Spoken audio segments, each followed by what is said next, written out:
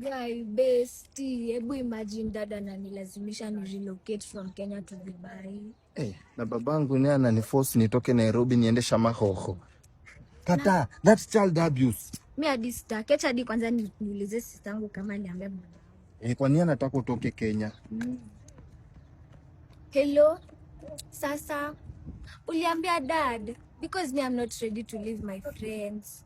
Dad anashinanga kinipea daughter allowance kila saa and I don't even want. And then hadi kila siku gari and already have 3 cars. Na mimi naye babangu ananiomba 50 ya changa. I just want to live with my friends huku Kenya. Mwambie unataka kuishi ghetto. Si tunaenda na wewe Dubai? Tunaenda na yeye hadi amesema tunaenda na Dubai nichome mahindi ama nifanye nini? Sawa. Dubai nisema kaa. Ndenda na wewe? Ama, niko na idea. Ama nikuje niishi na wewe.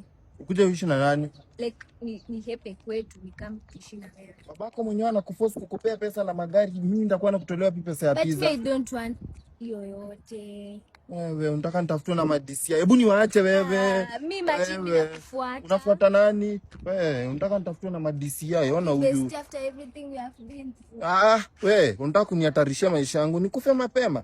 Usinifuate.